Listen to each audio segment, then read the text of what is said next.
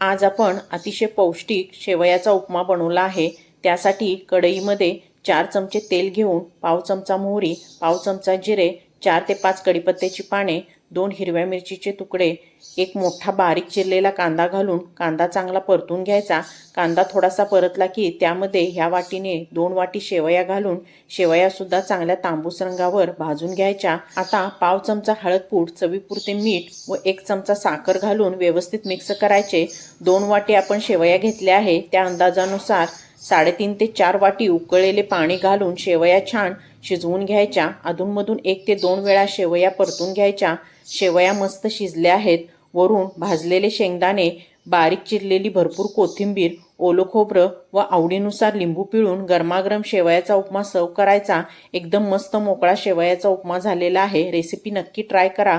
Recipe आवडली तर like करा, शेअर करा, चॅनलला सबस्क्राईब करा।